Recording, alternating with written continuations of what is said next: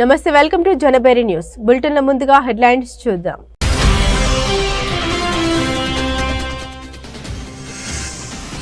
రాజధాని నిర్మాణ పనులకు అవసరమైన గ్రావెల్ లభ్యత, మైనింగ్ ను పరిశీలించిన మంత్రి నారాయణ.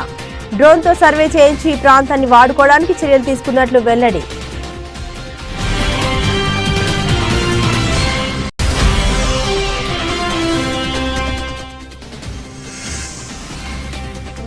ఏపీ సీఎంపై మాజీ మంత్రి వడ్డే శోభనాద్రీశ్వరరావు కీలక వ్యాఖ్యలు.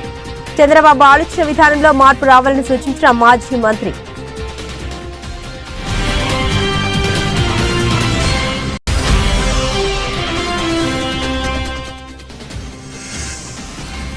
విజయవాడ నగరంలో పాదచారుల కోసం ఫుట్పాత్లు నిర్మించాలి.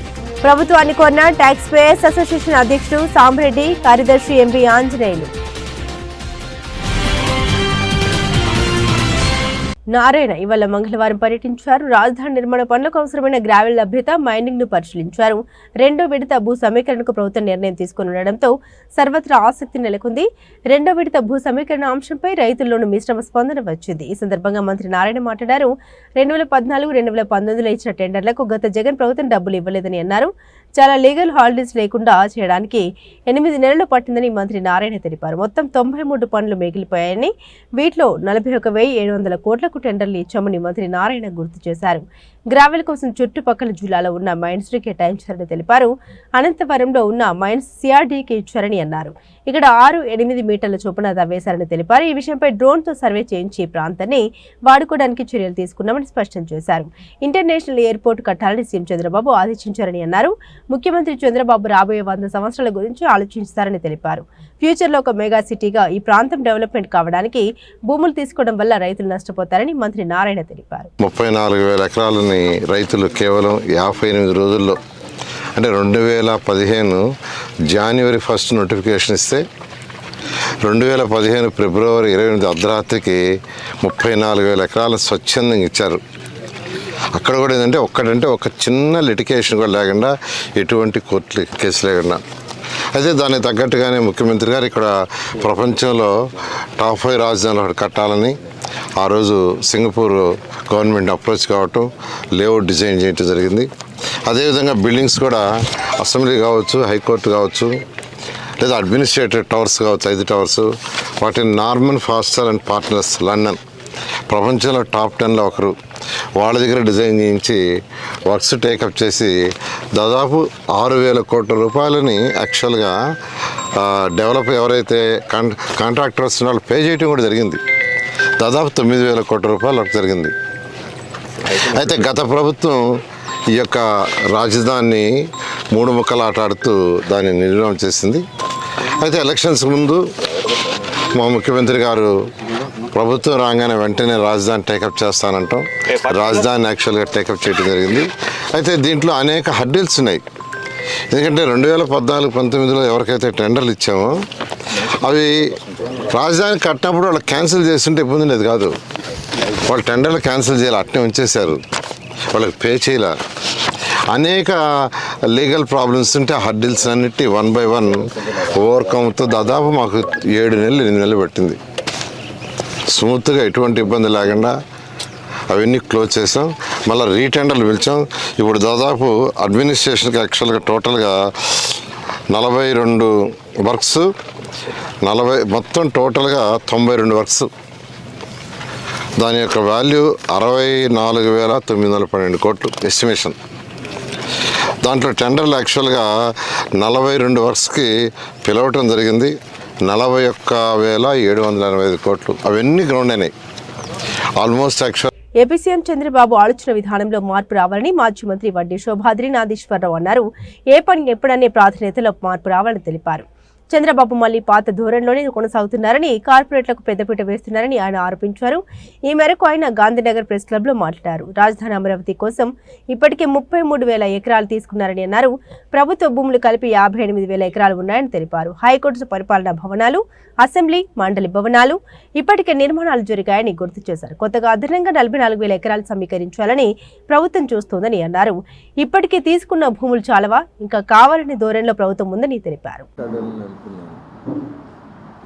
ముఖ్యంగా చాలా ఆందోళన కలిగించే వార్తలు నిన్న మొన్న బహుశా మీరు కూడా చూసే ఉంటారు. ఇదివరకే అమరావతి రాజధాని కొరకు రైతుల నుంచి దాదాపు 33,000 ఎకరాలు తీసుకున్నారు.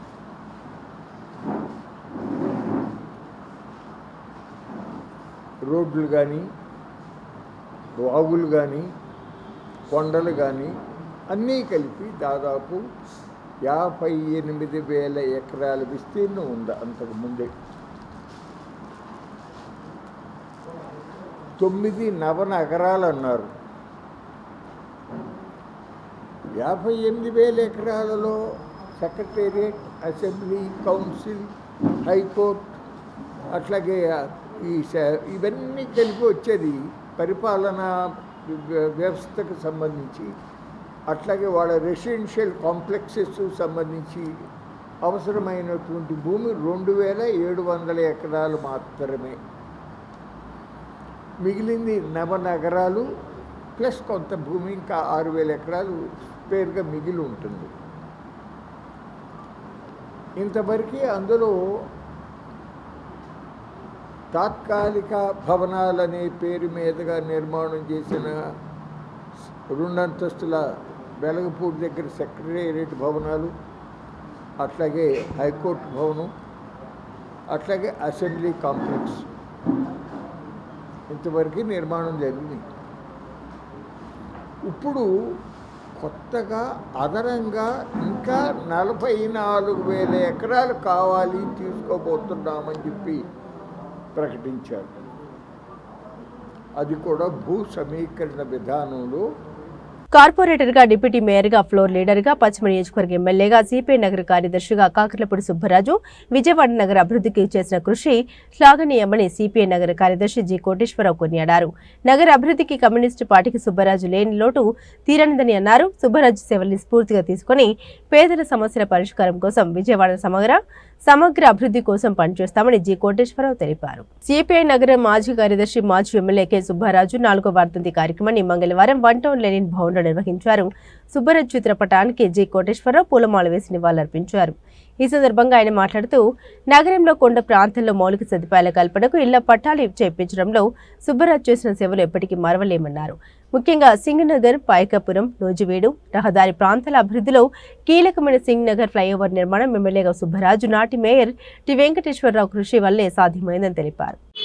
సిపిఐ విజయవాడ నగర మాజీ కార్యదర్శి, పశ్చిమ నియోజకవర్గం మాజీ శాసనసభ్యులు కామ్రేడ్ కాకర్లపూడి సుబ్బరాజు గారి 4వ వర్ధంతి జరుపుకుంటా ఉన్నాం.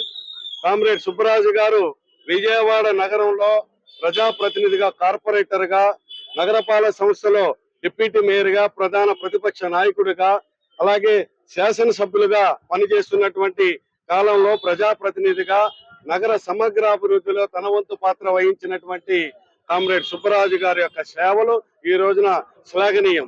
ముఖ్యంగా సింగనగర్, పాయకాపురం, నూజివీడు ప్రాంతాల అభివృద్ధి జరిగాయంటే ఆ అభివృద్ధికి ప్రధానమైనటువంటి కారణం సింగనగర్ ఫ్లైఓవర్.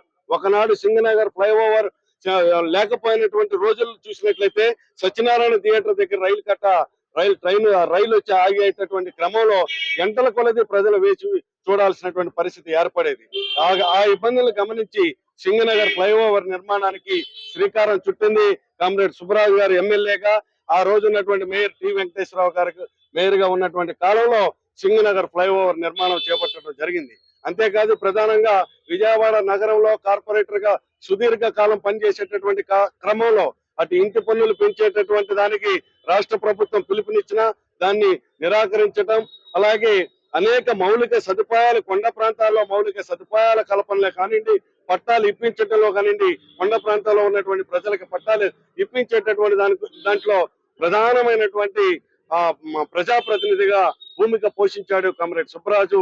కామ్రేడ్ సుబ్బరాజు గారు విద్యార్థి దశ నుంచి కూడా ఏఐఎస్ఎఫ్ నాయకుడిగా, అలాగే అనేక అనంతరం పార్టీ నాయకుడిగా విజయవాడ నగరంలో కమ్యూనిస్టు ఉద్యమానికి తన వంతు పాత్ర వహించినటువంటి సుబ్బరాజు లేనటువంటి లోటు అభివృద్ధి కాముకులకి, నగర అభివృద్ధికి తీరని లోటు అని చెప్పి ఈ సందర్భంగా సుబ్బరాజు గారికి జ్ఞాపిక చేసుకుంటూ వారికి శ్రద్ధాంజలి ఘటిస్తూ విజయవాడ నగర కమ్యూనిస్ట్ పార్టీ తరఫున కామ్రేడ్ సుబ్బరాజు గారికి నివాళులర్పిస్తూ జోహార్ కామ్రేడ్ సుబ్బరాజు గారు.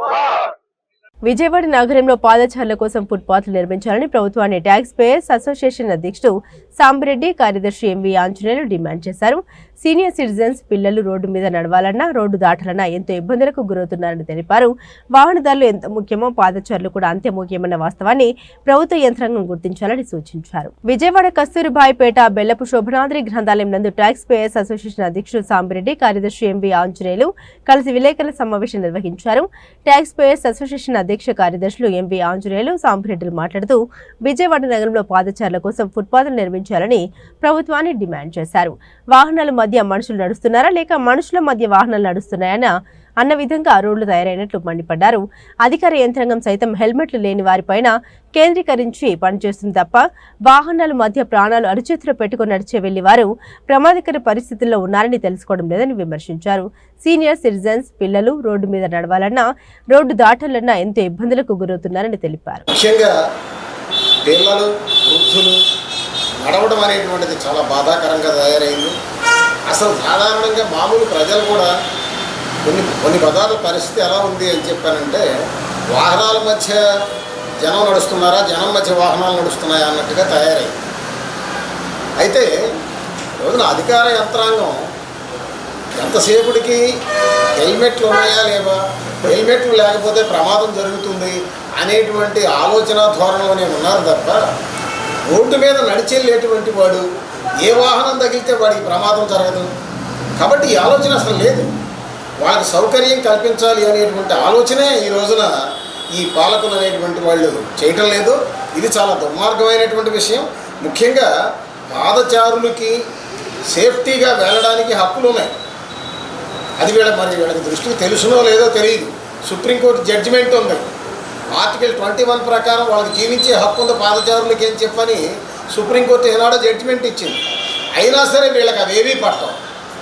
కాకపోతే ఊరంతా మాత్రం స్పీడ్ బ్రేకర్లు వేసేస్తున్నారు తప్ప, ఎక్కడ పడితే అక్కడ ఇష్టారాజ్యంగా స్పీడ్ బ్రేకర్లు వేస్తున్నారు తప్ప, కనీసం ఫుట్పాత్లు కడదాము, వాళ్ళకి సౌకర్యం కల్పిద్దాము, వాళ్ళు సేఫ్టీగా వెళ్తారు అనేటువంటి ఆలోచనే లేకుండా పోయినటువంటి పరిస్థితి ఈ రోజున జరుగుతూ ఉంది. అందువల్ల ట్యాక్స్ పేయర్స్ అసోసియేషన్గా మేము ఆల్రెడీ మున్సిపల్ కమిషనర్ గారికి రాశాం. మీరు యాక్షన్ తీసుకోండి, దీని మీద మీరు ఊళ్ళో ఫుట్పాత్లు కట్టండి, ప్రజలు సురక్షితంగా వెళ్లాల్సినటువంటి అవసరం ఉంది అనేటువంటిది మేము చాలా స్పష్టంగా ఆయనకి రాసాం. అయితే దాని మీద యాక్షన్ తీసుకోవట్లేదు. వీళ్ళు ఖచ్చితంగా తీసుకోవాలి అని చెప్పని ట్యాక్స్ పేయర్స్ అసోసియేషన్గా మేము డిమాండ్ చేస్తున్నాం. ఖచ్చితంగా వీళ్ళు కనుక తీసుకోకపోతే దీని మీద ఆందోళన అనేటువంటిది చేస్తామని స్పష్టంగా చెప్పదలుచుకున్నాం. P4 విధానంతో రాష్ట్రంలో పేదరికాన్ని రూపుమాపేందుకు సీఎం చంద్రబాబు పారిశ్రామికవేత్తల్ని భాగస్వామ్యం చేస్తున్నారని విజయవాడ తూర్పు ఎమ్మెల్యే గద్దె రామ్మోహన్ అన్నారు. నియోజకవర్గంలోని సంపన్నుల్ని గుర్తించి వారు ప్రజలకు సేవ చేసే విధంగా కృషి చేయడం జరుగుతుందని తెలిపారు. విజయవాడ తూర్పు నియోజకవర్గం 21వ డివిజన్ కృష్ణలంక పాత పోలీస్ స్టేషన్ రోడ్డు చివరి ప్రజా సమస్యలపై ఎమ్మెల్యే గద్దె రామ్మోహన్ పర్యటించారు. ఈ సందర్భంగా నిరుపేద కుటుంబాలకు చెందిన 2 పార్టీ కార్యకర్తలకు బడ్డీ కొట్టు, ప్లాట్ఫారం, రిక్షా పంపిణీ చేశారు. అనంతరం గద్దె రామ్మోహన్ మాట్లాడుతూ రాష్ట్రాన్ని అభివృద్ధి పథంలో నడిపేందుకు కూటమి ప్రభుత్వం కృషి చేస్తుందని తెలిపారు. మన భవిష్యత్తు కోసం ప్రభుత్వానికి ప్రజలు అండగా నిలబడాలని కోరారు. P4 విధానంతో పేదలకు అండగా నిలిచే కార్యక్రమాన్ని సీఎం చంద్రబాబు చేపట్టారని, ఆయన పిలుపుతో ఎంతో మంది పారిశ్రామికవేత్తలు ముందుకొస్తున్నారని తెలిపారు. నియోజకవర్గాల వారీగా ఆ ప్రాంతంలోని సంపన్నుల్ని గుర్తించి ప్రజాసేవ చేయడంలో భాగస్వామ్యం చేయడం జరుగుతుందని తెలిపారు. ప్రధాని Narendra Modi, CM Chandrababu, deputy CM Pawan Kalyan రాష్ట్ర అభివృద్ధి కోసం పాటు విశేషంగా కృషి చేస్తున్నారని తెలిపారు. ఈ కార్యక్రమంలో డివిజన్ నేతలు పాల్గొన్నారు. 1995 సంవత్సరంలో నారా చంద్రబాబు నాయుడు గారు మొట్టమొదటిగా ముఖ్యమంత్రి అయినప్పుడు జన్మభూమి శ్రమదానం అనే కార్యక్రమాలు చేపట్టి రాష్ట్రంలో మారుమూల ప్రాంతాలు సైతం ఒక మొక్కలు పెంచడం కానీ, రోడ్ల నిర్మాణం కానీ, లేకపోతే స్కూల్స్ అన్నీ కూడా అక్కడ ఎవరైతే పూర్వ విద్యార్థులు ఉన్నారో ఆ స్కూల్లో చదివిన విద్యార్థులందరికీ చైతన్యం కలిగి వాళ్ళకి స్ఫూర్తి ఇవన్నీ కూడా కలిగించి వాళ్ళందరూ కూడా వాళ్ళ ఊళ్ళో వచ్చి ఆ స్కూల్స్ని బాగు చేసేటట్టుగా కార్యక్రమాలు చేసే సంగతి ఒకసారి మనం మర్చిపోలేము. సో ఆ విధానంలో ఈ రోజున P4 అనే కార్యక్రమంతో ఎవరైతే ఈ ఆంధ్ర రాష్ట్రంలో చదువుకుని ఉన్నత స్థితికి వెళ్ళి మంచి మంచి కార్పొరేట్ కంపెనీలు పెట్టి ఆ కంపెనీల్లో వేలాది మందికి ఉపాధి కల్పిస్తూ లాభాలు ఆర్జించిన వారు ఒక కంపెనీ ఉపాధి కల్పించడమే కాదు, తోటి మనిషికి మీరు సహాయం పడాలని చెప్పి వాళ్ళకి ఆలోచన కలిగింపజేసి ఇవాళ ఏ నియోజకవర్గం వెళ్ళినా కూడా ఆ నియోజకవర్గంలో ఎవరైతే ఆ ప్రాంతంలో నుంచి ఒక మంచి వ్యక్తులుగా లేకపోతే ఒక సంపన్న పరులుగా ఎదిగారో వాళ్ళందరికీ ఆలోచన వచ్చి వాళ్ళే వచ్చి ఇవాళ నారా చంద్రబాబు నాయుడు గారు ఊరిస్తే వాళ్ళు వచ్చి మా గ్రామంలో కొన్ని కుటుంబాలు మాకు ఇవ్వండి, మేము ఆ కుటుంబాలను దత్తత చేసుకుని దాంట్లో పిల్లల చదువులు కానీ లేకపోతే ఆ కుటుంబంలో ఉపాధి కోసం వాళ్ళు చిన్న వ్యాపారాలు పెట్టుకుని మేము పెట్టుబడులు కానీ ఇవన్నీ కూడా ఏర్పాటు చేస్తామని చెప్పి ప్రతి గ్రామం నుంచి అనేక మంది వస్తూ ఉన్నారంటే అది ఒక నాయకుడు కలిగించిన స్ఫూర్తి అని మనం చేస్తాం. గతంలో ఆయన చెప్పే వరకు కూడా శ్రమదానం చేస్తే కొన్ని డెవలప్మెంట్ జరుగుద్ది, లేదా జన్మభూమి అనే కాన్సెప్ట్తో కొందరు ముందుకు వచ్చేది జరుగుద్దని చెప్పి ఆ రోజు మీ అందరికీ గుర్తుంటే అక్కినేని నాగేశ్వరరావు మాట అన్నారు. నా గ్రామం అంటే ఎప్పుడు నాకు ప్రాణం. ఆ గ్రామంలో బాల్యం, ఆ గ్రామంలో నేను అనుభవించాను, కష్టాలు అనుభవించాను, ఆ గ్రామస్తుల పరిస్థితులు నాకు బాగా తెలుసు. కానీ నారా చంద్రబాబు నాయుడు గారు ఎప్పుడైతే మీ గ్రామాన్ని మీరు బాగు చేసుకోవడానికి ఆ గ్రామం నుంచి వెళ్ళి పెద్దలైన వాళ్ళు మీరు ఆలోచన చేయండి అని చెప్పాడు. అప్పుడు నాకు కూడా ఆలోచించి నా గ్రామానికి నా గ్రామం అంటే ఇష్టం, అక్కడ ఉన్న ప్రజలంటే ఇష్టం అనుకున్నాను తప్ప ఆ గ్రామానికి నేను చేసే స్థితిలో ఉన్నాను. ఒక ఆలోచనకి మోదీ ప్రభుత్వం వచ్చిన తర్వాత దేశవ్యాప్తంగా ప్రజలపై జరుగుతున్న దాడి ఒక భాగం అయితే ప్రత్యేకంగా కార్మిక వర్గంపై మరో దాడి ప్రారంభమైందని కార్మిక సంఘాల నేతలు పేర్కొన్నారు. లేబర్ కోడ్ల ద్వారా కార్మికుల్ని కట్టు బానిసలను చేసే ప్రయత్నం జరుగుతుందని తెలిపారు.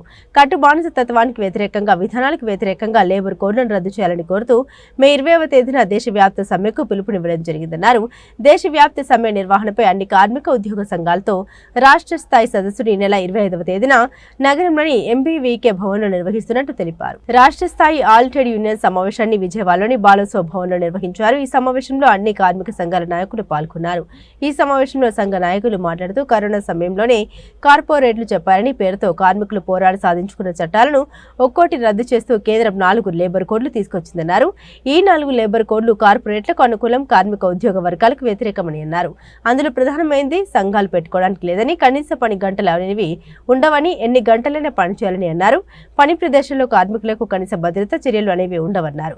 దీనికి యాజమాన్యం బాధ్యత కాదని, లేబర్ కోడ్లో ఉందని, కార్మికుల ఉద్యోగులు పర్మనెంట్ అని ఎక్కడా లేదని, ప్రతి ఒక్కరూ కాంట్రాక్ట్ ఉద్యోగులని తెలిపారు. ఏంటంటే ఈరోజు మోడీ ప్రభుత్వం అధికారంలోకి వచ్చిన తర్వాత దేశవ్యాప్తంగా మొత్తం ప్రజల మీద జరుగుతున్నటువంటి దాడి ఒక భాగం అయితే, ప్రత్యేకంగా కార్మిక వర్గం మీద తీవ్రమైనటువంటి దాడి ప్రారంభమైంది. కరోనా ఉన్న సందర్భంగానే కార్పొరేట్లు చెప్పారు అనే పేరుతో బ్రిటిష్ వాళ్ళకి వ్యతిరేకంగా భారత కార్మిక వర్గం పోరాడి సాధించుకున్నటువంటి చట్టాలన్నింటినీ కూడా ఒక్కొక్కటి రద్దు చేయడానికి 4 లేబర్ కోడ్స్ని తీసుకొచ్చింది. ఈ 4 లేబర్ కోడ్స్ కార్పొరేట్లకు అనుకూలం, కార్మిక వర్గానికి, ఉద్యోగ వర్గానికి వ్యతిరేకం.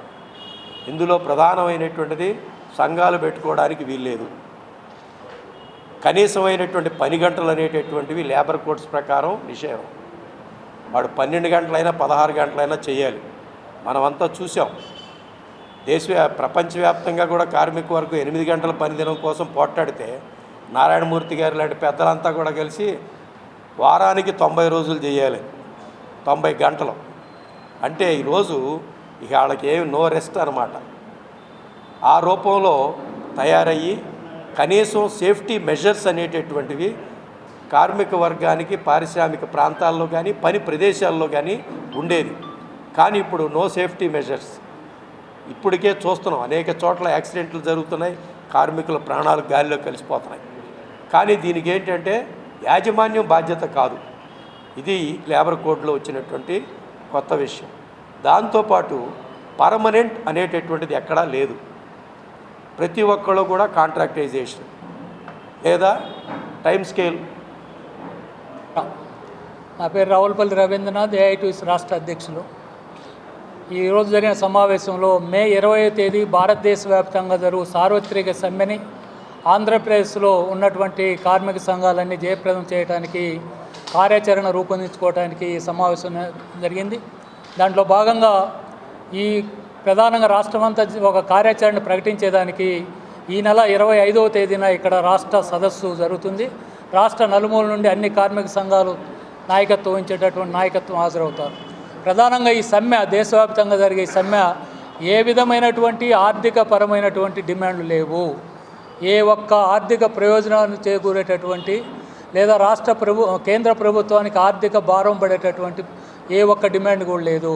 ప్రధానంగా కార్మిక వర్గం భారతదేశానికి స్వతంత్రం రాకముందు, స్వతంత్రం వచ్చిన తర్వాత 42 కార్మిక చట్టాలు పోరాటాల ద్వారా సాధించుకొని డాక్టర్ బిఆర్ అంబేద్కర్ రచించినటువంటి భారత రాజ్యాంగంలో పొందుపరిచినటువంటి ఈ కార్మిక చట్టాలన్నిటినీ 4 లేబర్ కోడ్లుగా మార్చి ఈ 42 కార్మిక చట్టాల్లో ఉన్నటువంటి కార్మికుల ప్రయోజనాలు చేకూరేటటువంటి వాటన్నిటిని కూడా కాలరాసి 4 లేబర్ కోడ్లు పార్లమెంట్లో ప్రవేశపెట్టి గత 7 సంవత్సరాలుగా వాటికి వ్యతిరేకంగా పెద్ద ఎత్తున పోరాటం చేస్తున్నప్పటికి కూడా ఈ సంవత్సరం ఈ ఏప్రిల్ మే నుంచి అమలుపరచడానికి కేంద్ర ప్రభుత్వం తిరిగి ప్రయత్నం చేస్తుంటే ఈ అమలుని ఆపుదల చేయాలనే డిమాండ్ పైన మాత్రమే ఈరోజు దేశవ్యాప్తంగా 20వ తేదీ దేశవ్యాప్త సమ్మె జరుగుతుంది.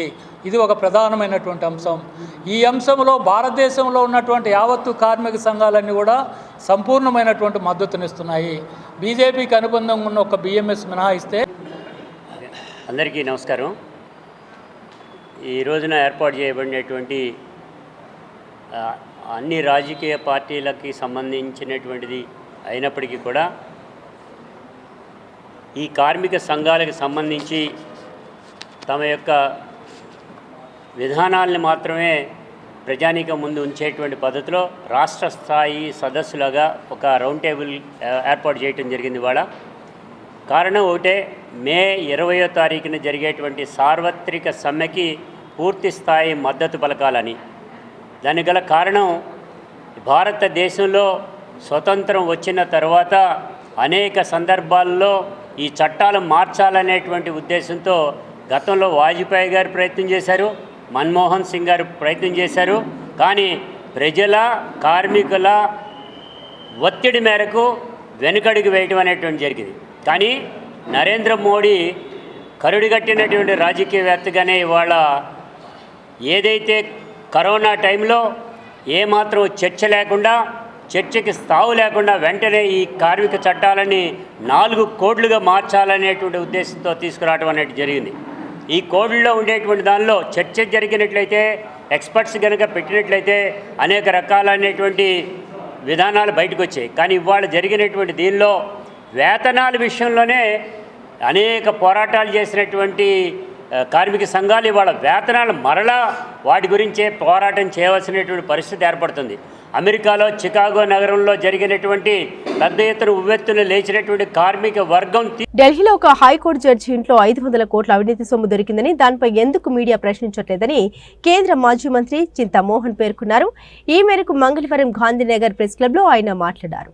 ఇది ముమ్మాటికి కేంద్ర ప్రభుత్వానికి తెలిసి జరిగిందని, ఒక డబ్బు ఒక రిటైర్డ్ చీఫ్ జస్టిస్ ది అని చెబుతున్నారని ఆరోపించారు. సమాధానం చెప్పకపోతే ప్రధాని మోదీ చీఫ్ జస్టిస్ రాజీనామాలు చేయండి అని తెలిపారు. అంబేద్కర్ రెండవది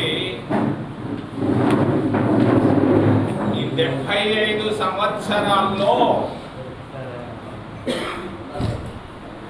స్వతంత్రం వచ్చిన తర్వాత ఎప్పుడూ జరగనటువంటి 500 కోట్ల అవినీతి నేను వినలేదు. 500 కోట్ల అవినీతి. మూడోది మాదిగా వర్గీకరణ. నేను నిన్న ఢిల్లీలో ఉన్నాను. గత 40 సంవత్సరాలుగా నాకు అలవాటు. అంబేద్కర్ డే రోజు పార్లమెంట్లో అంబేద్కర్ విగ్రహానికి పువ్వులు పెట్టడం నాకు అలవాటు. కారణం అంబేద్కర్ భార్య నన్ను రాజకీయాల్లోకి తీసుకొని వచ్చింది 1984లో. దాదాపు 40 సంవత్సరాలు పూర్తి అయిపోయింది. నిన్న నేను ఇంత దూరంలో ఉండి మోడీని చూశాను. మిగిలిన నాయకులు కూడా దగ్గరుండి చూశాను. కొన్ని హిందువులు ఈరోజు ఫోటోల్లో కూడా వచ్చింది నా ఫోటో. అంబేద్కర్కి నిన్న ఒక ఆయన నిలబడి పూజ చేస్తున్నాడు. పూజ వెంకటేశ్వర స్వామి దగ్గర పోతే పూజ చేస్తుంటే నేను చూశాను. నిన్న ఒక మోడీ గారు అంబేద్కర్ కాళ్ళు పట్టుకొని పూజ చేయడం నేను చూశాను. పూలు పెట్టడం చూశాను. మిగిలిన నాయకుల్ని చూశాను. అంబేద్కర్ ఒకప్పుడు 10 అడుగులు 20 అడుగులు ఎత్తుంటే అంబేద్కర్ ఈరోజు 125 అడుగులకి లేచి పైకి ఎదిగిపోయాడు. విద్యా వైద్యులు వస్తున్న మార్పులకు అనుగుణంగా పాలకులు తీసుకోవాల్సిన జాగ్రత్తలపై ఈ నెల 20వ తేదీన నగరంలోని మాకినేని బసవ పున్నయ్య విజ్ఞాన కేంద్రంలో ఆంధ్రప్రదేశ్లో వైద్య ఆరోగ్య రంగం మెడికల్ కళాశాల ప్రైవేటీకరణ ప్రభావాలపై రాష్ట్ర స్థాయి సెమినార్ నిర్వహిస్తున్నామని ప్రజా ఆరోగ్య వేదిక రాష్ట్ర గౌరవ అధ్యక్షులు డాక్టర్ సాయి ప్రసాద్ తెలిపారు. ప్రజలకు ప్రభుత్వ వైద్యం అందుబాటులో లేకపోవడంతో వేలాది మంది ప్రజలు ప్రైవేటు వైద్యం చేయించుకోలేక ప్రాణాలు కోల్పోతున్నారని ఆవేదన చెందారు. నగరంలోని బాలోత్సవ భవనంలో ఏర్పాటు చేసిన ప్రజా ఆరోగ్య వేదిక విలేకరుల సమావేశంలో రాష్ట్ర స్థాయి సెమినార్ కరపత్రాలను విడుదల చేశారు. ఈ సందర్భంగా డాక్టర్ సాయి ప్రసాద్ మాట్లాడారు. ఈ నెల 20వ తేదీన జరగనున్న రాష్ట్ర స్థాయి సెమినార్ కు మాజీ ఐఏఎస్ అధికారి doctor PV Ramesh, doctor David Sudhakar, పలువురు వైద్యులు హాజరవుతున్నారని తెలిపారు. మనం ప్రస్తుతం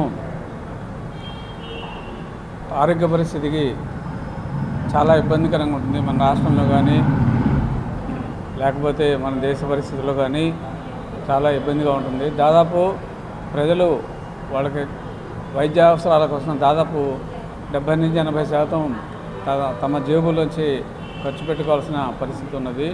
రకరకాల స్కీమ్స్ ఉన్నాయి. ఉదాహరణకి ఆయుష్మాన్ భారత్ కానీ లేకపోతే మన ఆరోగ్యశ్రీ కానీ ఉన్నాయి. మనం గత కాలంలో చూసాం. మనం ఆయుష్మాన్ అయితే మామూలుగా అంచనాల ప్రకారం అయితే మనిషికి పర్ హెడ్ 200 రూపీస్ మాత్రమే వస్తుంది. కానీ అందులో చూస్తే మనకి 5 lakhs వస్తుంది ఇట్లా అని చెప్పేసి అంటున్నారు. అలాగే మామూలుగా ఆరోగ్యశ్రీ పథకాన్ని మనం చూసాం. గత కొన్ని సంవత్సరాలుగా చూస్తున్నాము. ఆరోగ్యశ్రీ గురించి ప్రచారం అయితే జరుగుతుంది. బడ్జెట్ అలొకేషన్ అయితే కూడా ఒక్కోసారి ఆగిపోతున్నాయి. ప్రైవేట్ హాస్పిటల్స్ కానీ ఆరోగ్యశ్రీ లింక్డ్ హాస్పిటల్స్ కానీ అవన్నీ ఆపేయడం అన్నీ జరుగుతున్నాయి. మధ్యలో సేవలు ఆపేస్తామని వాళ్ళు నిరసనలు చేయడం ఇలాంటివి కూడా జరుగుతున్నాయి. కొన్ని చోట్ల ఆరోగ్యశ్రీలో చికిత్సలో కూడా ఇబ్బందులు అవుతున్నాయని మనం పేపర్లు నిండా మనం చూస్తూ ఉన్నాము. మనకి సమాచారం కూడా వస్తూ ఉంటుంది. ఇటువంటి పరిస్థితుల్లో ప్రజారోగ్య వేదిక రాష్ట్ర కమిటీ తరఫున మేమందరం ఒక సెమినార్ కండక్ట్ చేస్తున్నాము. 20వ తారీఖు ఏప్రిల్ 2025న రైట్ టు హెల్త్ యాక్టు అలాగే పబ్లిక్ ప్రైవేట్ పార్ట్నర్షిప్ని కాకుండా మామూలుగా గవర్నమెంటే అన్ని కాలేజెస్ కానీ హాస్పిటల్స్ కానీ ప్రభుత్వంలోనే ఉండాలని చెప్పేసి మేము ఒక సెమినార్ స్టేట్ సెమినార్ కండక్ట్ చేస్తున్నాం 20వ తారీఖున. ఇప్పుడు మామూలుగా ఒక పేద విద్యార్థి ఒక డాక్టర్ అవ్వాలన్నా చాలా ఇబ్బందిగా ఉంటుంది. ఎందుకనంటే గవర్నమెంట్ స్కూల్స్లో. బులెటిన్ ముగించే ముందు హెడ్లైన్స్ మరోసారి.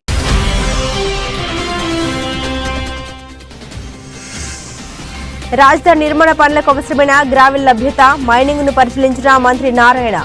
డ్రోన్తో సర్వే చేయించి ఈ ప్రాంతాన్ని వాడుకోవడానికి చర్యలు తీసుకున్నట్లు వెల్లడి.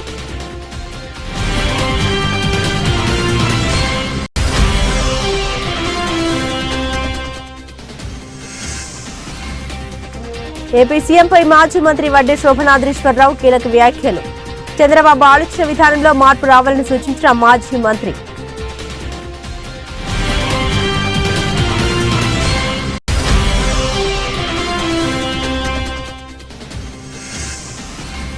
విజయవాడ నగరంలో పాదచారుల కోసం ఫుట్పాత్లు నిర్మించాలి. ప్రభుత్వాన్ని కోరిన ట్యాక్స్ పేయర్స్ అసోసియేషన్ అధ్యక్షుడు సాంబ్రెడ్డి, కార్యదర్శి ఎంవి ఆంజనేయులు. ఇవి బులెటిన్ అప్డేట్స్.